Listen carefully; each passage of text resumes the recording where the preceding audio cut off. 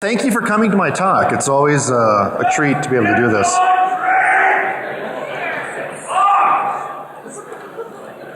I've had the opportunity to do a lot of really cool things in my career and with bots, but the one thing that gave me more satisfaction than anything else I've ever done is the time I wrote a botnet that purchased millions of dollars worth of cars and defeated the Russian hackers.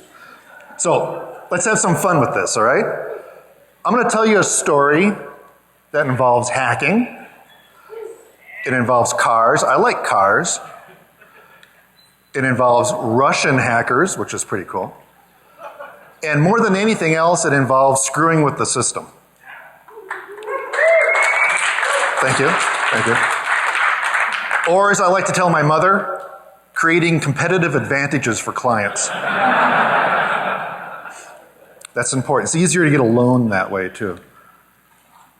So I've been writing bots since about 95. Started out doing remote medicine bots, if you can believe that. I've been involved with privacy, fraud detection, private investigations. I've done work for foreign governments. And I've got a fair amount of my business that is with automotive clients. What makes me a little bit different than, a lot of people write bots. What makes me a little different is I actually talk about it. Unfortunately, the only projects I get to talk about are things that are in-house projects that I've been doing. It's really rare that I get a chance to talk about a specific project that I've done for a client. But I got permission to talk about this one. And it came about largely because when my last book was done,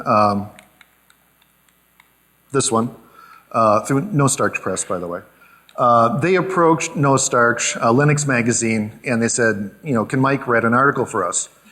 And I really didn't have anything ready to write for them. So I approached this old client and I said, enough time has passed. It's been like 6 years. Let me write about this for a change. And they agreed to let me do this. But that's really key, because when you've got a piece of technology that provides a competitive advantage, or allows you to screw with the system strategically, you don't want to tell people about it, right? Because it's a trade secret, really. So if you want to get a little bit different view of this project, if you can pick up one of the old copies of Linux magazine, I write about it in a little bit different way than the way I'm presenting it here tonight. Okay, what are you going to learn? You're going to learn what makes a good bot project. I'm going to have to give you a little bit of insight in how retail automotive works in order for this whole thing to make sense.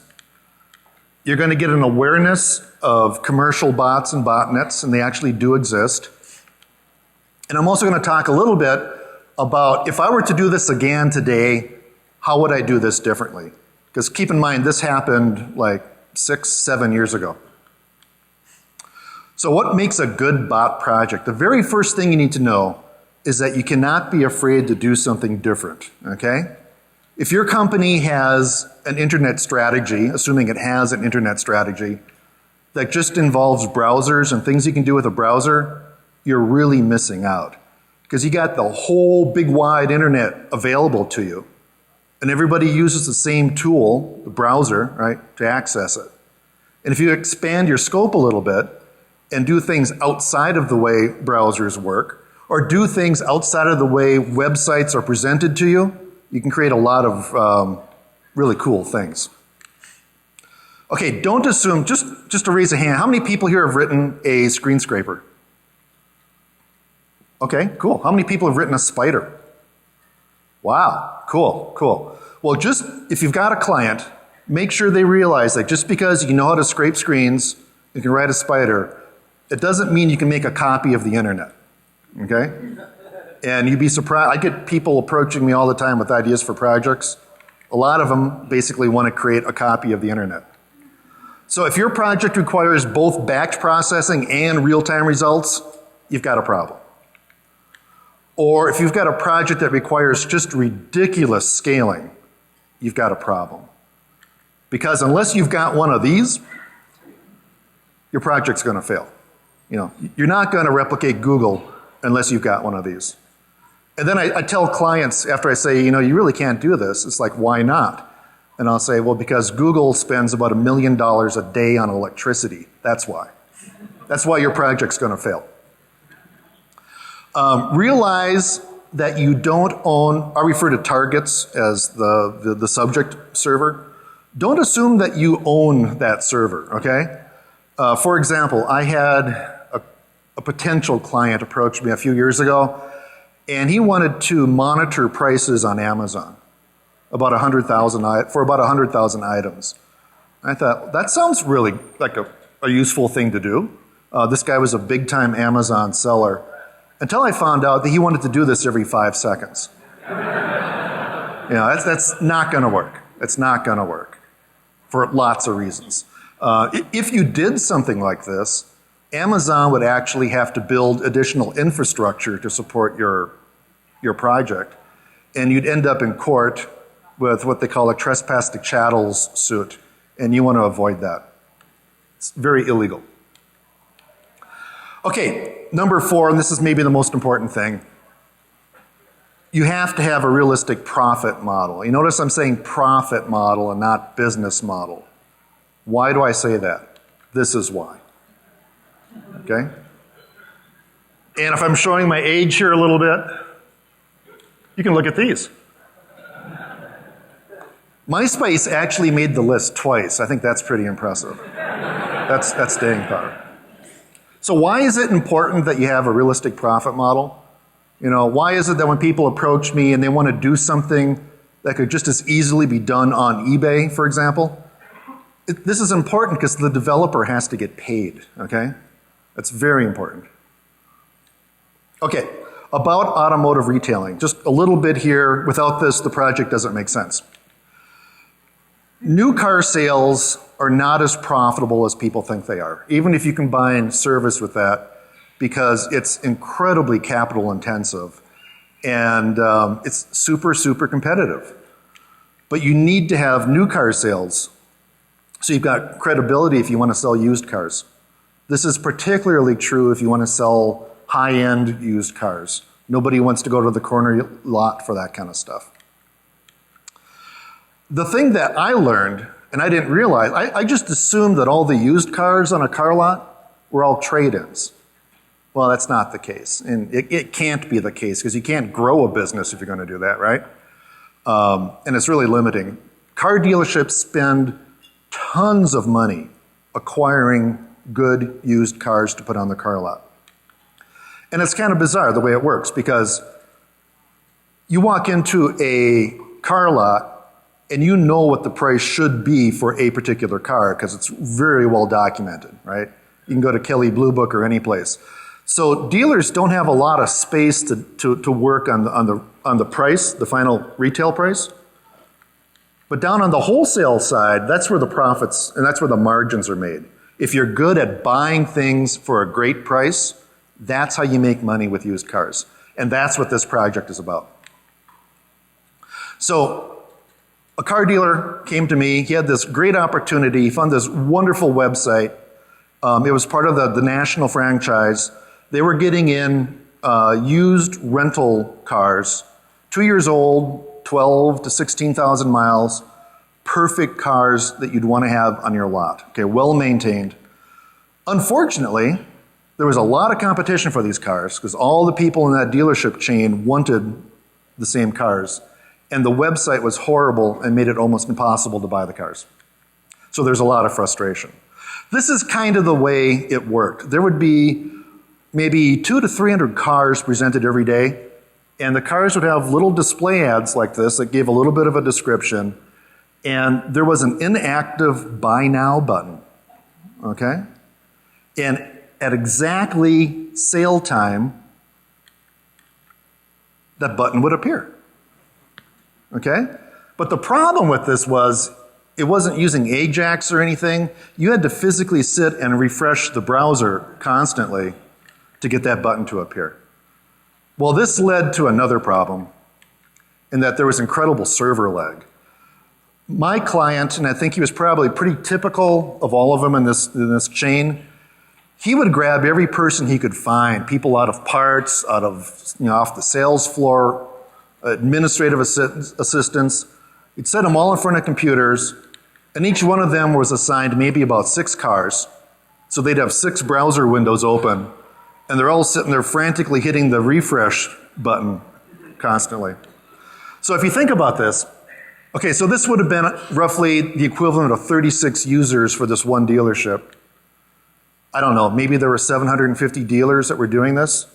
So that was almost 30,000 simultaneous downloads that were happening at sale time.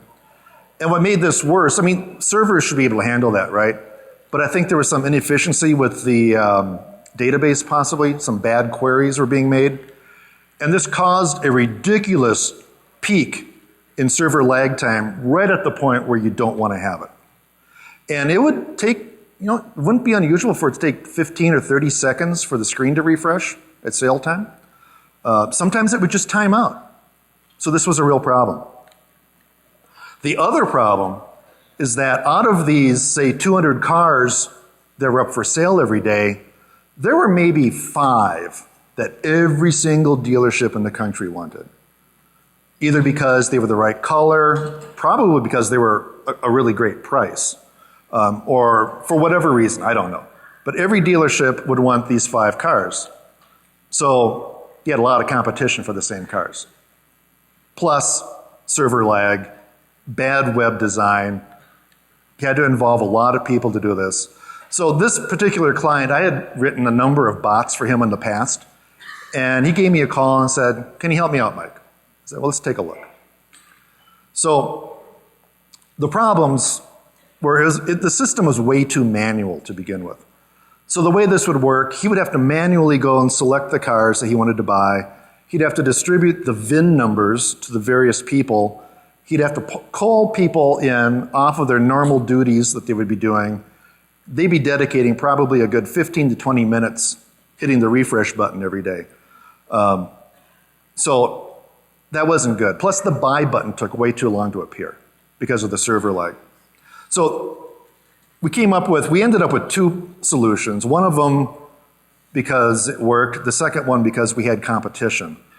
So let's look at phase 1 first here. And again, this is not like classic bot design. And keep in mind, this was done like 6 years ago, so I don't develop like this anymore. Okay, so here's what I did.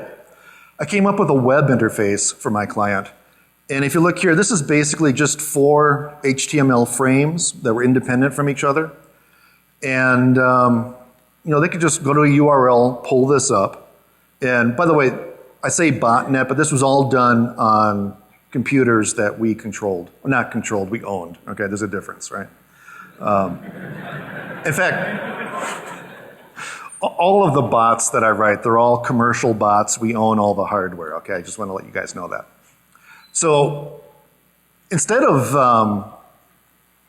hauling in all these people to hit the refresh button constantly while they should be doing something else, my client was able to pull up something like this, and quite frequently he would have 2 or 3 computers set up with this in the browser, and he would just select what cars he wanted. The first step was to log on. They had several accounts for this. It was a closed sale, basically. And they had several accounts they could use. So the first thing they would do is they would pick which account they wanted to use for this particular bot.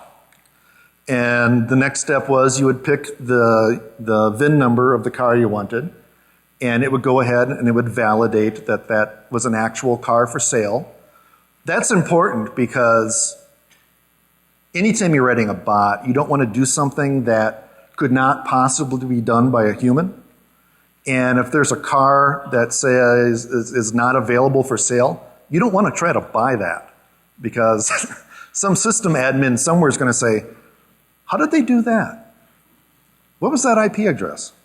Boy, they're generating a lot of traffic, really good traffic." So it's important to validate stuff like that. So as soon as the VIN was validated, a little start button would appear. So instead of being, right on time when the sale was, you could do this hours in advance, hit the start button, and then it would start to count down. Now the way it would do this is it was basically synchronizing its clock with the server clock of the sales server. And this was really simple stuff. In the meta refresh, in the HTML meta refresh, it would just start refreshing every so often. And it would get, as the sale got closer and closer, it would refresh more often until right at the end, it was like right lockstep with the server clock. And as soon as it timed out, it would go ahead and it would attempt to purchase the car. Now this shows just one bot client, and basically the bot clients acted as triggers for the server that actually made the purchase. And there may have been 16 to 30 of these bots running, or triggering the server. Sometimes we'd miss one, but more often, the sale was successful.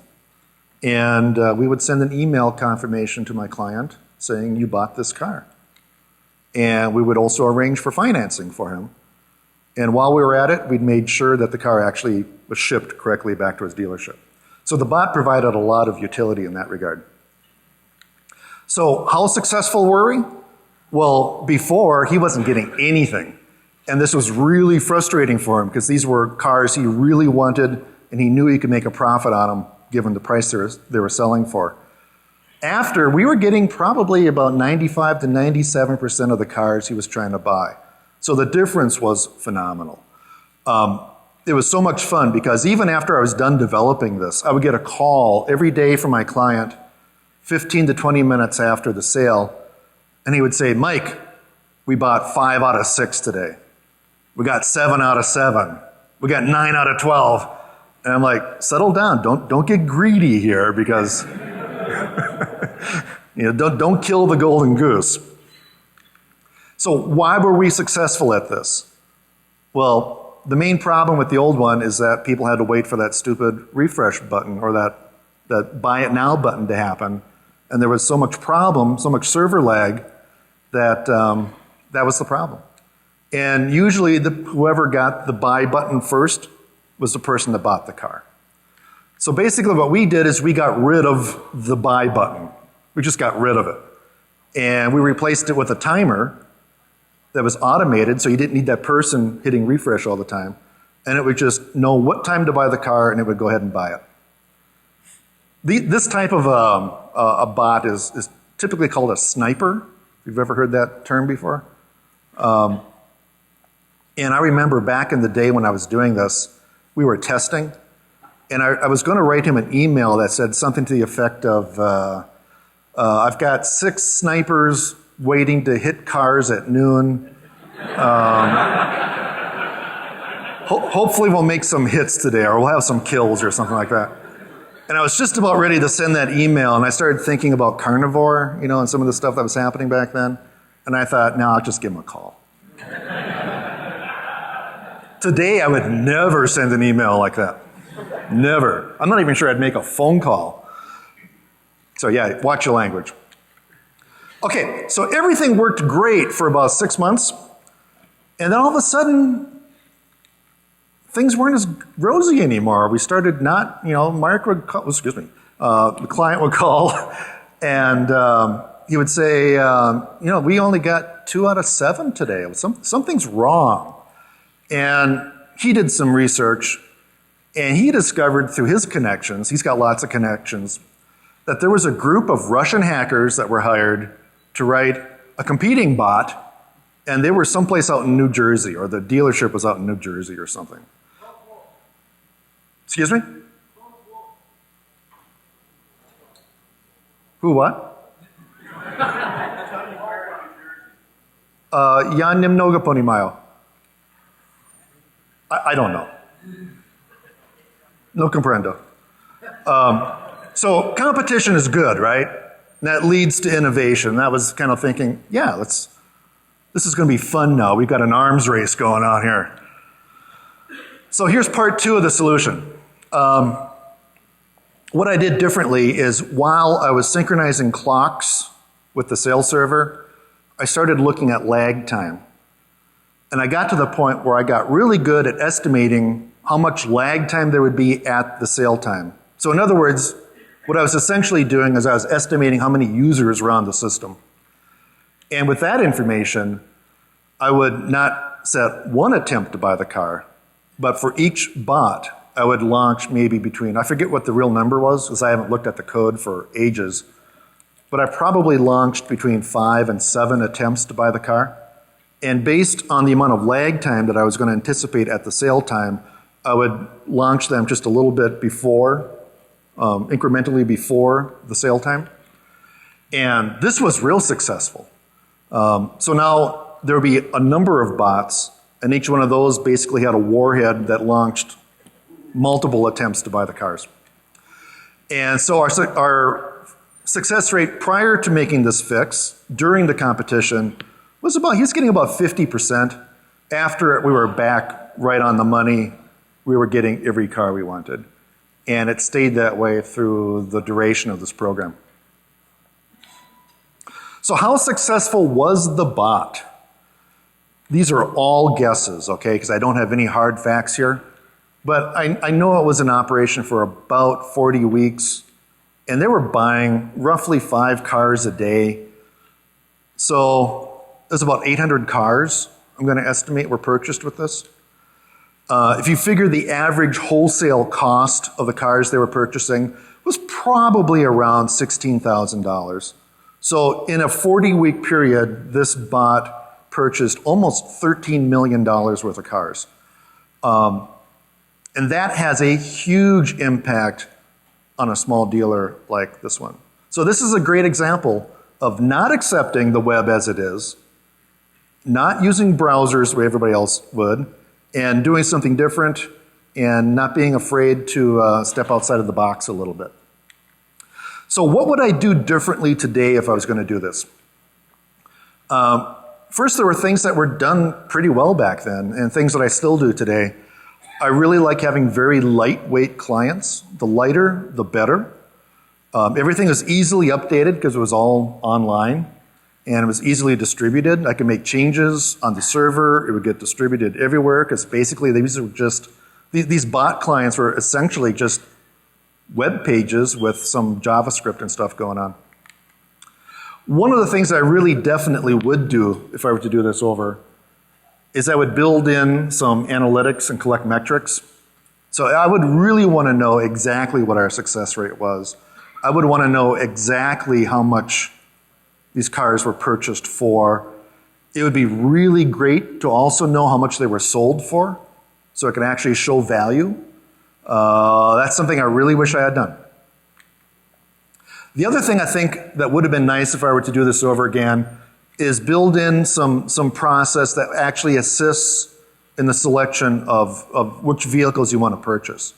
So in other words, maybe what I would have done is I would have also had my bot look at Kelley Blue Book and figure out what the good wholesale prices are for cars and look for discrepancies, locate the ones that are underpriced. That would have been a really good thing to do. The other thing that occurred to me, actually within the last week, is probably the only thing I really needed to do here is make that buy it now button happen, right? And I could have done that simply by making the server act kind of like a proxy. So as the HTML is coming in with the grayed out button, I could have just replaced it with a real button and sent it off to the browser, right? That probably would have worked. The problem there is that conceivably you could have bought cars before the purchase time, and that may have been allowed, but that's something you don't want to do for the same reason you don't want to buy cars that don't exist. You don't want to show your hand. The website, the target, was a very traditional website. It used HTML forms, which were really easy for me to emulate or submit using just PHP and curl. Today, you don't find that so often. You find a lot of JavaScript. You find a lot of Ajax. There's a lot of JavaScript validation of form data before it's submitted. It makes it a lot harder to do this kind of thing today. So today, the kind of approach that I take now is I end up with a task queue, which is basically a table in a database that keeps track of what needs to be done. And there's a web interface into that. So in this particular case, my client would essentially be loading a task queue. And that task queue would be fed to individual computers, which I refer to as harvesters. And they can exist anywhere. They can be in the cloud, they can be in a in a closet. They can be in your office. They can be anywhere. And what I have them do now, since there's so much more complexity in websites and so much more use of client-side scripting, I do a lot of stuff in iMacros. Anybody here use iMacros? It is the most amazing tool. It's just an add-on for your browser that essentially lets you create a macro for your browser that you can just play over and over again. And what I do now is the harvesters will dynamically create that macro, so you can get them to do some very specific things. Once I learned how to do that, there was not a single website on the planet I could not manipulate. It was like the gods handing me fire. It's like, here, Mike, you've been a good boy. So that's what I do now. And so I actually communicate through Firefox. So it's very easy for me to emulate human activity now with bots. So I would have them hit the sales server. The difficulty there would be to get the timing down correctly, but I think that could have been done. And then the harvesters, after they do their thing with the sales server, the target server, they report back to the bot server, and the queue is updated, and that's how you can tell what the results were of what you did. If you're interested in how that kind of stuff works, go on YouTube and look up my DEFCON 17 talk, because that's all about manipulating iMacros in that way to do screen scrapers for very difficult to scrape sites or difficult to automate kind of sites. So that's my talk. Thanks for all of you for coming. Thank you to the Call for Paper Goons. Thank you.